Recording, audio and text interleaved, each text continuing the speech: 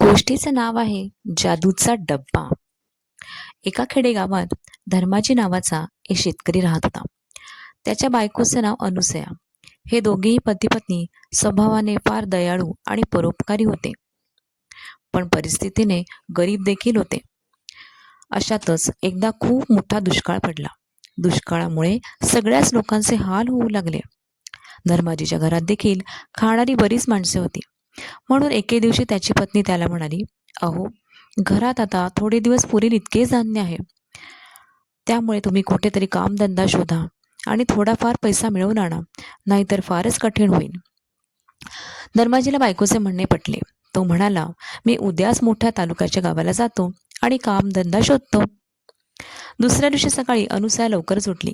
भाकरी केल्या, चटणी केली, भाजी केली आणि हे सर्व जेवण एका डब्यात भरून धर्माजीसाठी दिले आणि नवऱ्याला बजावून सांगितले, "भूक लागली म्हणजे जेवण नीट करा आणि आमची आठवण मुळीच करू नका." धर्माजी जाणार होता ते गाव बरेच लांब होते. रस्ता जंगलातून जात होता. धर्माजीने आजपर्यंत घर कधीच सोडले नव्हते. त्यामुळे त्याचे सगळे लक्ष घराकडे लागले होते. चालता चालता लांब आल्यावर एक छोटी नदी लागली. नदीला थोडेसेच पाणी होते. तिथे जवळच एक गरीब म्हातारी बाई बसलेली दिसली. त्या म्हातारीचे पोट खपाटीला गेले होते. ती म्हातारी अत्यंत क्षीण आवाजात त्याला म्हणाली, "बाबा, काहीतरी खायला असेल तर दे. मला फार भूक लागली आहे." धर्माजीला तिची दया आली. त्याने आपल्या डब्यातून भाजी, भाकरी, चटणी तिला खायला दिली. म्हातारीने डब्बा खाल्ला, पाणी प्यायले आणि तृप्तीचा ढेकर दिला. म्हणाली, "देव तुझे कल्याण करो." मग धर्माजी परत आपल्या मार्गाने चालायला लागला. चालता चालता तो बराच लांब आला, थकला आणि मग त्याला झोप येऊ लागली. एका झाडापाशी थांबला आणि मग डोकं टेकून झोपी गेला. बराच वेळ गाढ झोप लागल्यानंतर तो उठला आणि मग त्याला खूप भूक लागली. त्याने आपला डबा उघडला आणि उघडून पाहतो तर काय, अरेच्छा, आपला डबा तर रिकामा.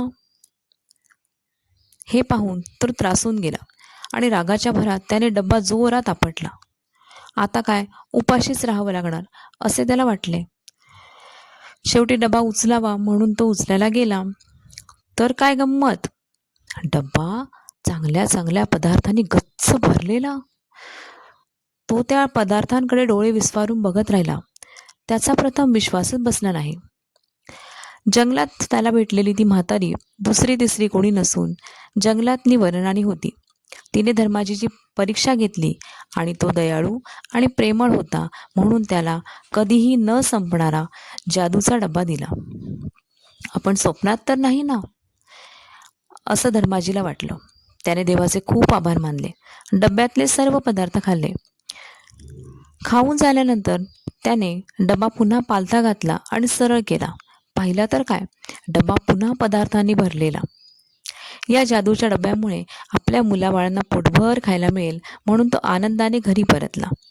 घरी आल्यानंतर अनुसयाला देखील फार आश्चर्य वाटले. गावात इकडे तिकडे चर्चा सुरू झाली. धर्माजी तर गरीब माणूस होता, पण हल्ली चांगल्या परिस्थितीत राहतो. आणि असं करता करता त्याच्या जादूच्या डब्याची वार्ता गावभर पसरली. सगळ्या लोकांना त्याचा हेवा वाटू लागला. त्याच्या घराजवळच फुकटाजी नावाचा एक माणूस राहत होता. त्याच्या बायकोने अनुसयेकडे जाऊन धर्माजीला डबा कसा मिळाला याची सगळी माहिती काढून घेतली.